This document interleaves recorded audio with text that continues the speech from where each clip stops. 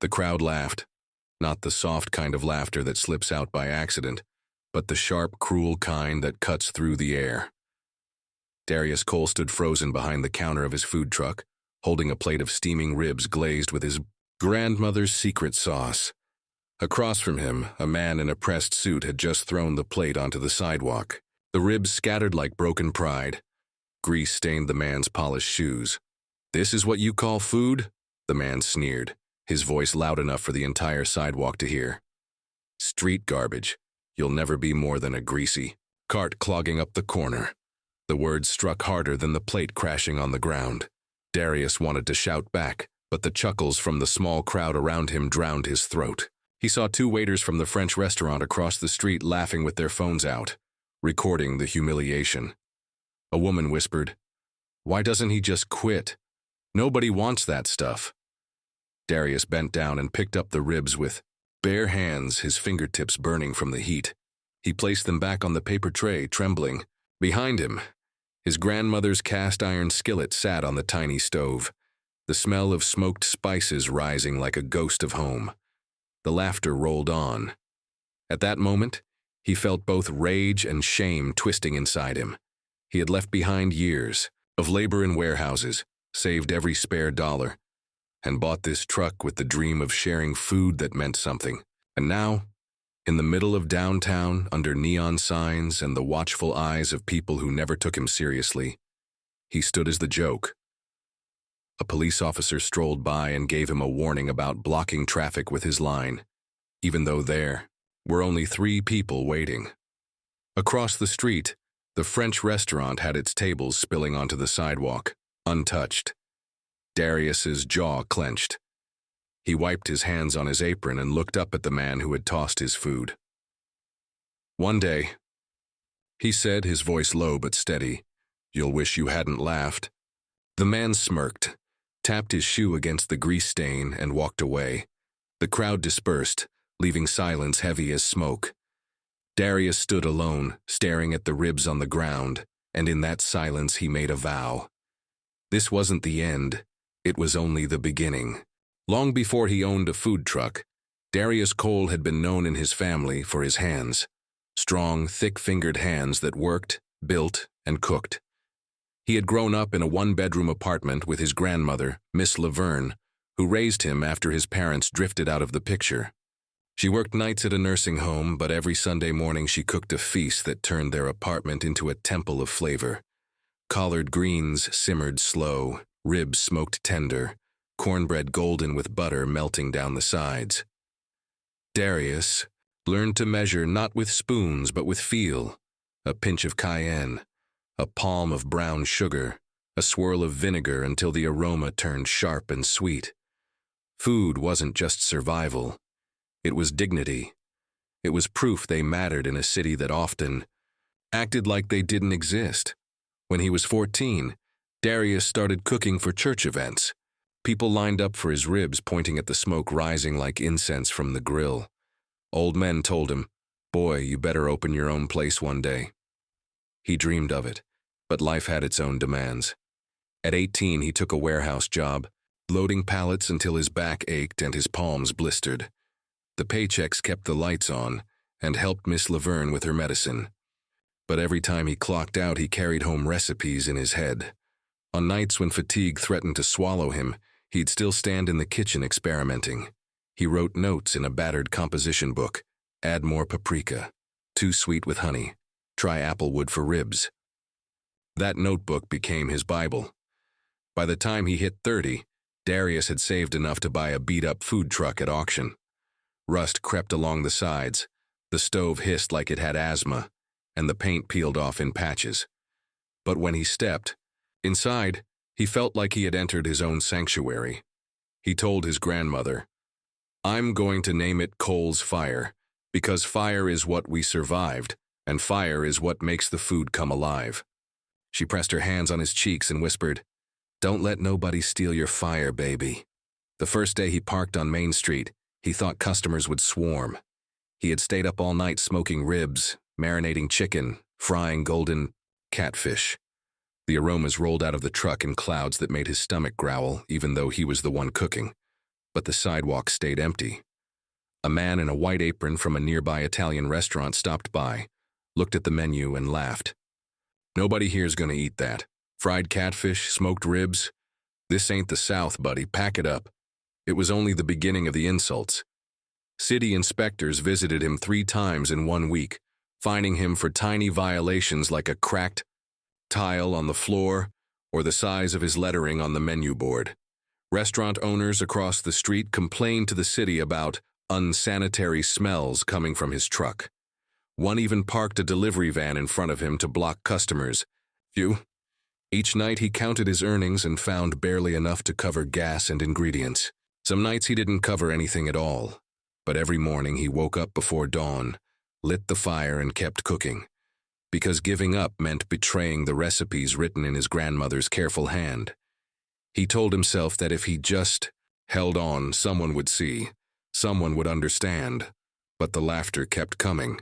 The mornings on Main Street always started with hope, but by noon that hope usually shrank into a bitter knot in Darius's chest. He would set up Cole's fire before the sun broke the horizon, lining his counter with trays of ribs, chicken, and catfish. The smell was a beacon, but the people walking by treated it like smoke from a trash fire. They wrinkled their noses, glanced at his handwritten chalkboard menu, and kept walking. The city had promised food trucks a chance, but the rules told a different story. Permits cost more than some people's rent, and inspectors seemed to show only for him. One morning, a city official, a thin man with a clipped accent, examined the inside of the truck with a flashlight. "You need stainless steel here, not aluminum," the inspector said. "That'll be a $100 fine." Darius bit his tongue. He wanted to scream that restaurants on the block had grease stains running down their kitchen walls, but he signed the ticket and nodded. If he argued, they would shut him down. Other trucks sold tacos, smoothies, and burgers, and those owners chatted with the inspector like old friends. Darius noticed the handshake, the wink, the casual, "See you at the game tonight." He wasn't part of that club.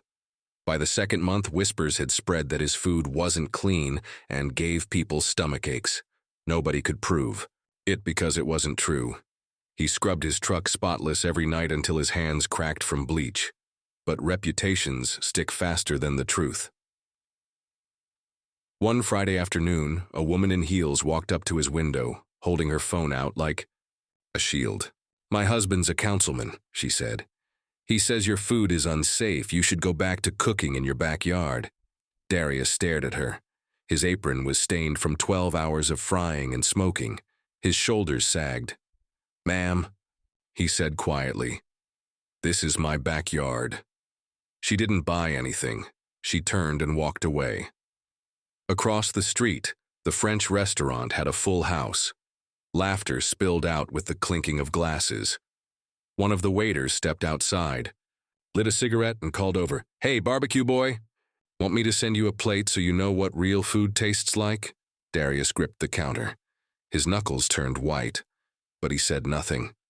He had learned that words only gave them more power to laugh. Even when he managed to draw a crowd, the city found a way to shrink it. One afternoon he had 15 people lined up, the smell of smoked ribs rolling down the block. The inspector pulled up again. "You're blocking pedestrian traffic," he said. "This corner isn't approved for lines that long." Darius blinked at him. "Lines that long? Isn't that the point? Isn't that success?" "Not when it interferes with other businesses," the man replied. He pointed across the street. The French restaurant's manager stood outside, arms crossed, nodding. That night, Darius drove the truck back to the small lot he rented on the edge of the city. He sat in the driver's seat with his head against the wheel. The numbers didn't add up. After permits, fines, ingredients, and gas, he was losing money. He ate cold ribs out of a paper tray, chewing in silence. When he called his grandmother, she heard the weariness in his voice. "They laughing at me out here, Grandma," he confessed. "They look at me like I'm dirty, like my food don't belong in their city." Her voice came through firm, steady as iron. "Baby, food is truth, and the truth don't need permission. Keep cooking." He promised her he would. But inside, a question gnawed at him. How long could he keep going before the fire burned out? It was a Saturday when things turned cruel. The morning started strong. A group of construction workers stopped by, hungry from their shift, and ordered 6 trays of ribs. Darius served them with a smile that felt genuine for the first time in weeks.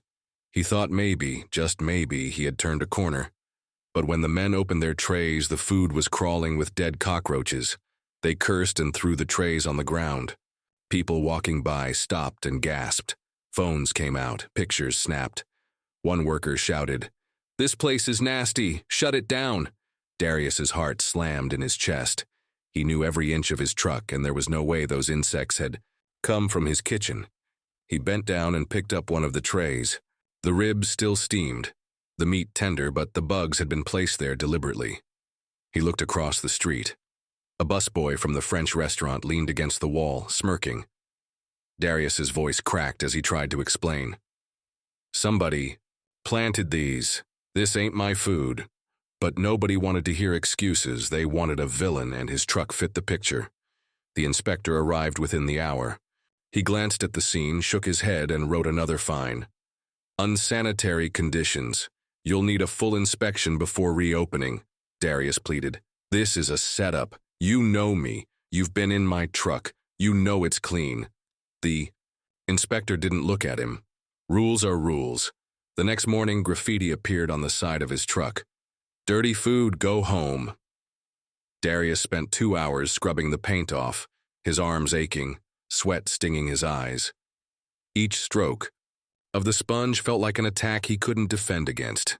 His savings dried up. He had maxed out 2 credit cards to keep buying supplies, convinced each week that the next would finally break through. Instead, he fell deeper into debt.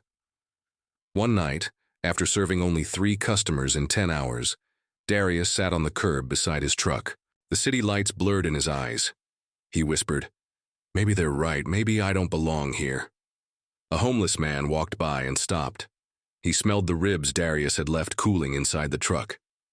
"You selling those?" Darius shook his head. "Ain't nobody buying," the man smiled. "Then let me taste." Darius handed him a tray. The man ate in silence, chewing slowly, savoring every bite. When he finished, he looked at Darius and said, "Brother, this food got soul, don't you quit. The world needs this." It was a small moment, but it lit a flicker of warmth in Darius's chest. Still, the weight of bills and humiliation pressed harder each day. He thought about selling the truck, taking a second warehouse job, disappearing back into the shadows where nobody laughed because nobody noticed him. But something in him refused to surrender.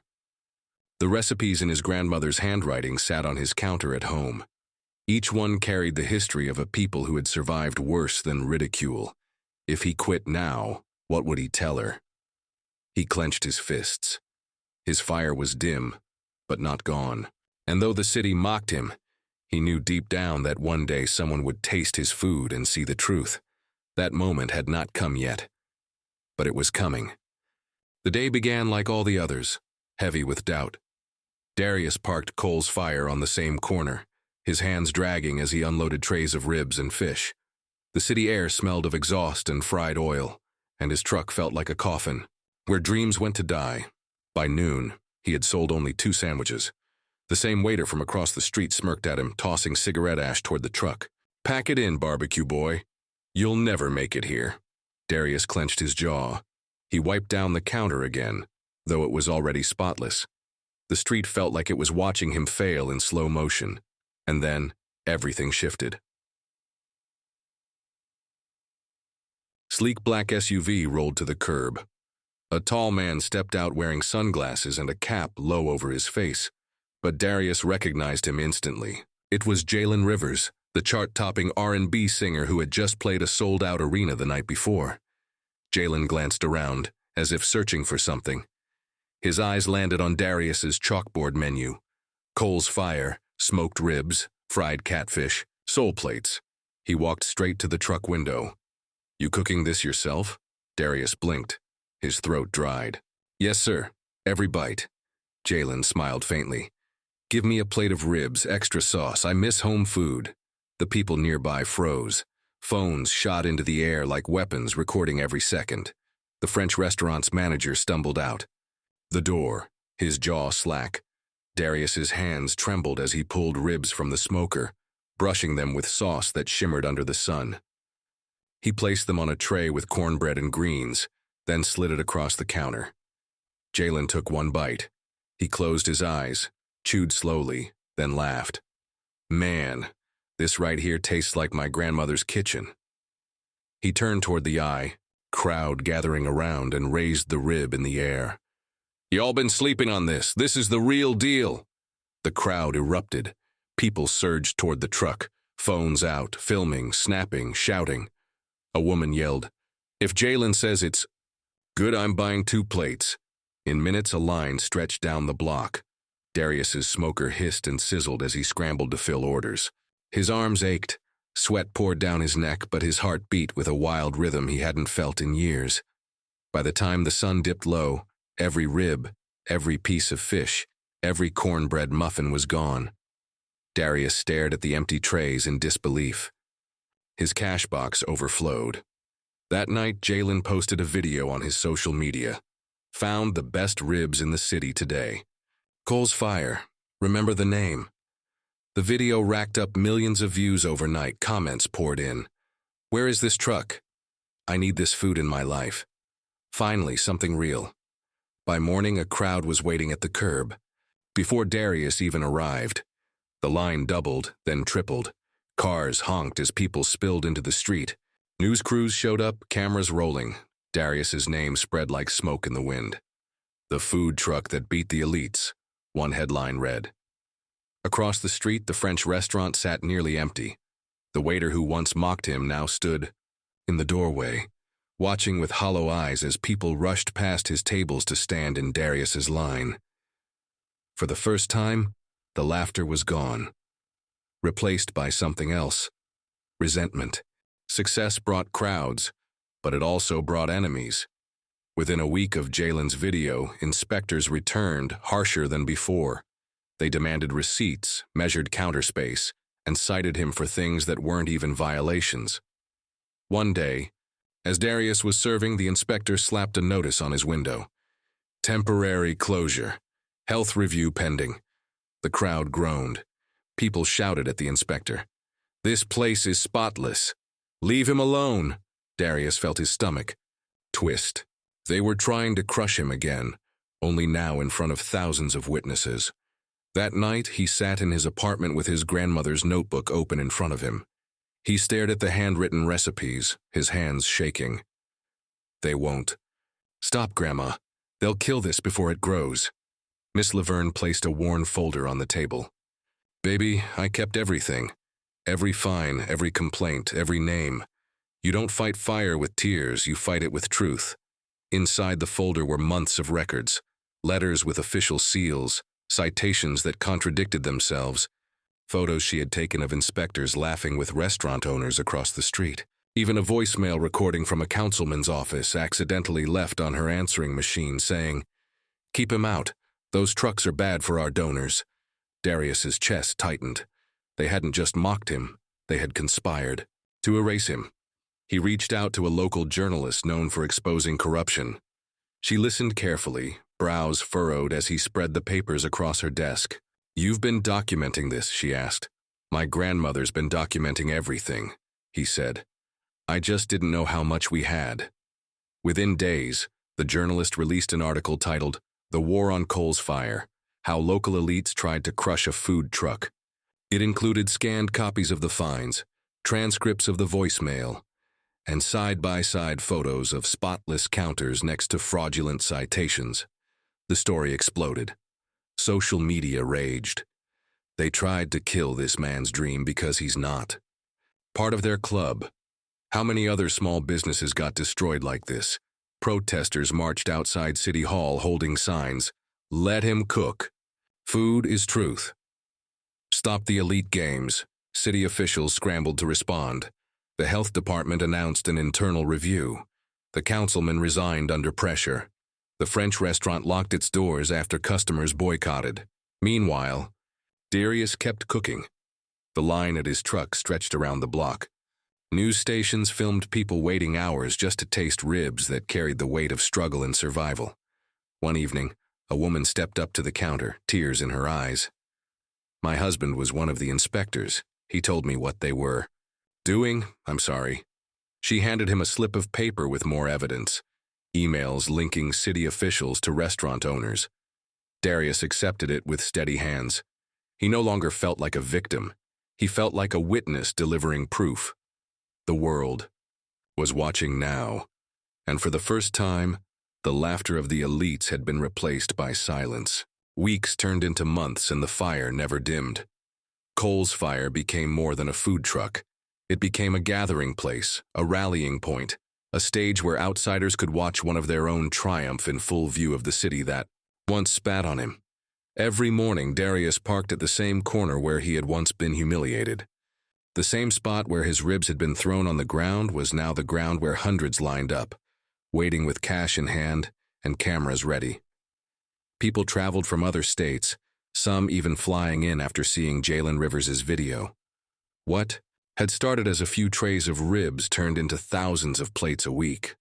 Local newspapers reported numbers. More than 2,000 meals served in a single weekend.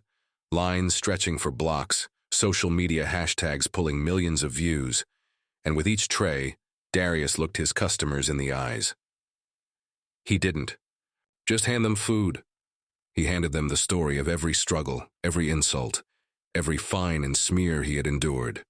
His ribs carried the taste of survival. His cornbread carried the sweetness of victory. His greens carried the bitter sting of truth that no inspector could erase. The French restaurant across the street shut down permanently. The building stood empty, its windows dark, a silent monument to arrogance. People passing by would point at it, then at Darius's truck, and smile. The tables had turned in public view, and nobody could deny it. City officials tried to apologize. They called it a misunderstanding. They offered him incentives to move into a brick-and-mortar restaurant. But Darius shook his head. He wasn't ready to leave the truck. The truck was where they laughed at him. The truck was where he rose. The truck was the proof. He hired 3 young cooks from his neighborhood, kids who reminded him of himself at 18. They worked side by side, their laughter filling the truck, their hands learning the recipes from Miss Laverne's notebook. Darius told them, "This is more than food. This is how we fight back." And the people knew it. They didn't just come for ribs. They came for the story. They came for the vindication of seeing someone the city tried to crush stand taller than ever. Each dollar they spent was a vote against the elite. Each plate they devoured was a piece of justice swallowed whole. Numbers spoke louder than apologies. Within 6 months, Cole's fire had served more than 50,000 meals. That number grew until it hit 100,000. Each plate was a nail in the coffin of the old order. One evening, as the sun sank over the skyline, Darius closed the truck after another record day. He sat on the curb, the same curb where once he had whispered about quitting. But now he smiled. Miss Laverne sat beside him, her frail hand resting on his shoulder. "You see, baby," she said softly, "they can't steal your fire, not when you know where it comes from." Darius looked at the dark windows of the empty restaurant across the street, then at the glowing faces of people still lingering near his truck. He thought of every laugh, every insult, every fine, every attempt to bury him, and he realized they had given him the greatest weapon of all, proof. Proof that outsiders could rise. Proof that the laughter of the elite was nothing compared to the hunger of the people. Proof that once the truth caught fire, it could not be extinguished. And so the man they mocked, the man they tried to erase, became the man who fed the city. Darius Cole's fire did not just cook ribs. It cooked justice. It cooked resilience. It cooked proof that even when the system is stacked against you, the truth can still burn its way through. They laughed at him. They threw his food on the ground. They fined him, sabotaged him, painted him as dirty. But the people saw, the evidence surfaced, and the tables turned. The very corner where he was humiliated became the corner where he triumphed. This is more than a story about food. It is a story about survival, about holding on long enough to let the truth speak louder than the lies, about never letting anyone steal your fire. If this story lit something inside you, don't let it end here. Share it. Pass it on. Tell your story in the comments, because every story matters. Like this video if you believe in fighting back with truth. Subscribe to hear more stories of outsiders turning the tables, and share it with someone who needs to be reminded. The fire they carry is stronger than the laughter of the elite.